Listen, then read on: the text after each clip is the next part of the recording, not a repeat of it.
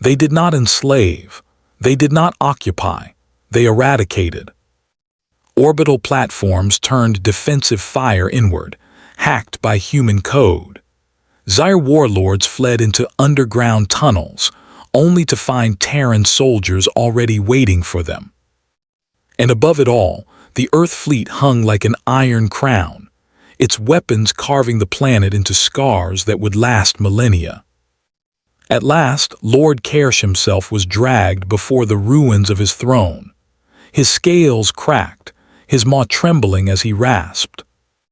You are weak." The Terran commander stared down at him with eyes like cold stars. "Never mistake patience for weakness." The execution was broadcast across the galaxy. No spectacle, no cruelty, just one shot and silence. The aftermath of silence. When the fires finally dimmed, the Dominion was gone, not crippled, not defeated, gone. Their homeworlds erased, their fleets shattered, their history ended in a month of fury. Across the galaxy, whispers spread like plague. They destroyed a human colony. Earth destroyed their worlds. Some called it vengeance, others called it justice, but all agreed on one truth: never again could humanity be mocked as prey. On distant borders, alien leaders trembled. Treaties once seen as shackles were now honored with desperate devotion. Merchants who had laughed at Earth now begged for trade. Even the proud Threxan war clans fell silent when Terran ships passed their borders. In the halls of the Galactic Council, silence hung heavier than words. One phrase, whispered by 1,000 tongues, became law. Never provoke Earth again. Epilogue: infinite patience, infinite vengeance.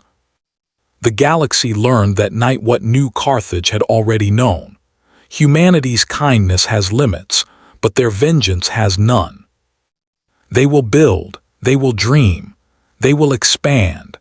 But if you burn their homes, if you slaughter their children, if you dare touch the worlds they love, then Earth will answer. And when Earth answers, entire civilizations end. The colony of Leora burned beneath alien suns. What had been a thriving settlement of nearly 200,000 humans, farmers, engineers, families, was now nothing more than scorched soil and shattered cities. The invaders came without warning, a fleet of the Zalith Dominion, who prided themselves on conquest and cruelty.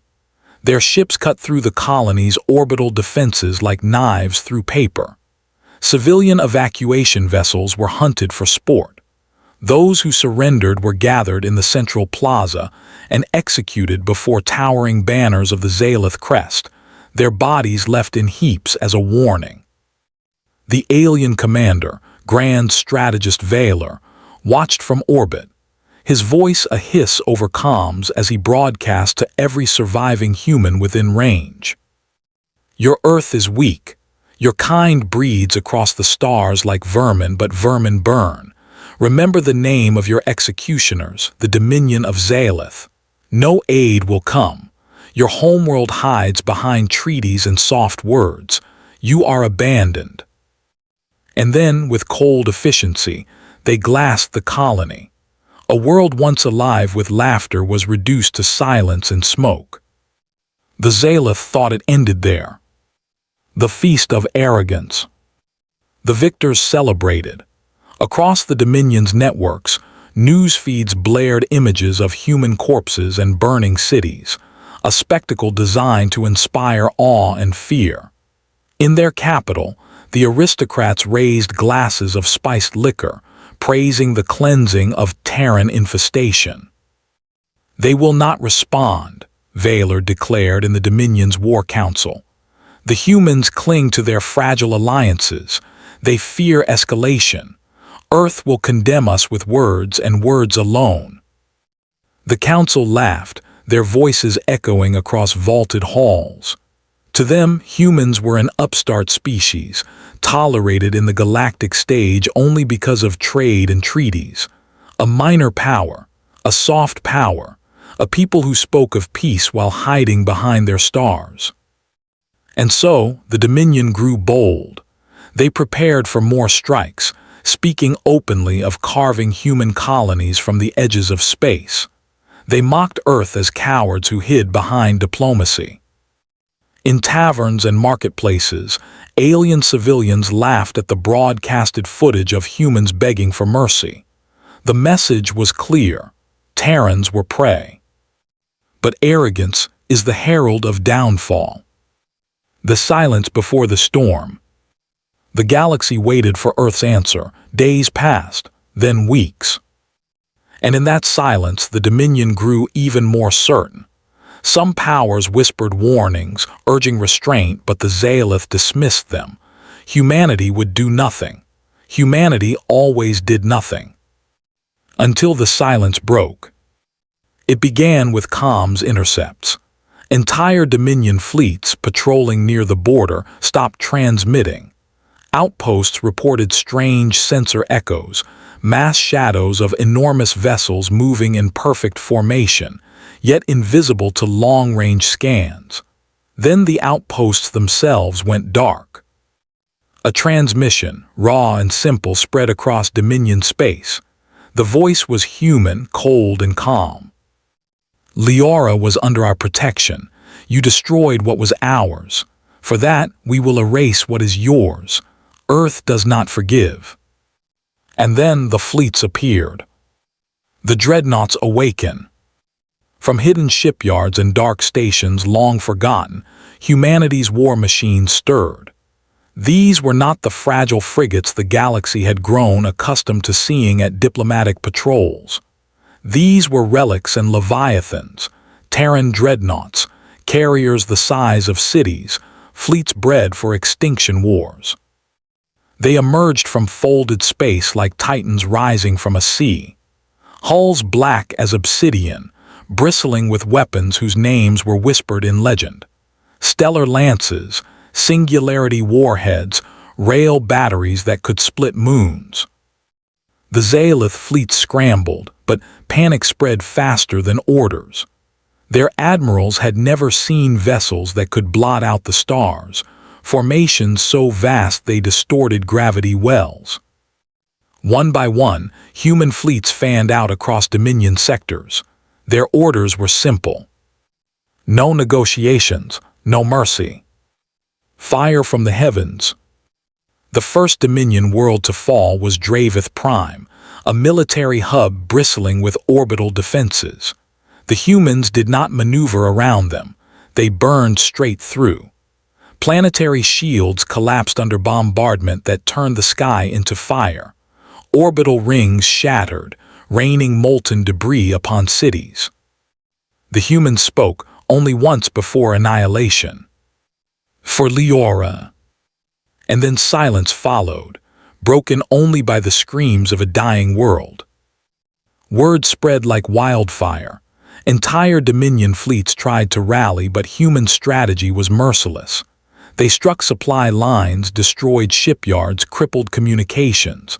No retreat was safe, no defense strong enough. Wherever Zaelith banners flew, fire followed. On the fourth day, entire sectors were already smoldering. On the seventh, Dominion aristocrats begged their council to sue for peace. On the 10th, the humans arrived at the Dominion capital. Retribution without limits. The capital's skis blackened under the weight of Terran steel. Hundreds of dreadnoughts descended, blotting out the sun, while carriers released wings of strike craft like swarms of steel locusts. The Dominion Council pleaded for parley, but humanity had long abandoned the language of words. They answered with annihilation. The orbital defense network, pride of the Dominion, was silenced in minutes. Towers that had stood for millennia crumbled under precision strikes. The capital's oceans boiled as kinetic slugs, each the weight of mountains, tore across continents. The humans did not target military strongholds alone. They targeted memory. Archives, palaces, monuments, symbols of Zaelith arrogance were reduced to dust. It was not just war, it was erasure. And through it all, one transmission repeated across every channel, calm and merciless. Earth remembers Leora. The shattered silence. When it ended, the Dominion was gone. Not defeated. Gone. Entire star systems lay barren, fleets reduced to drifting wreckage, colonies turned to lifeless rock. The once proud Dominion who had mocked Terran patience was erased from the galactic map. In the aftermath, survivors, few and scattered, spoke of it in whispers. They described human fleets moving like shadows, striking with precision and vanishing into the void. They spoke of the black banners of Earth, a symbol of vengeance unstoppable. In marketplaces and council chambers across the galaxy, voices trembled when speaking of humanity. Alliances reevaluated their treaties. Powers that once mocked Terran diplomacy now swore never to provoke them. Because the lesson was written across the stars in fire and ash. Humanity's patience is vast, but their vengeance is infinite. Epilogue: The warning. Centuries later, the ruins of the Dominion remain as silent monuments. No species colonizes those dead worlds. No trade routes cross those sectors. They are left abandoned, a scar across the galaxy, known only by a whispered name, the grave of Leora's vengeance. Children are taught the warning as a proverb, never provoke Earth. For though humans may smile, may speak of peace, may build and trade and explore, all know this truth. If you harm what is theirs, the response will not be measured. It will be absolute. And when the fleets of Earth awaken, they do not stop until nothing remains.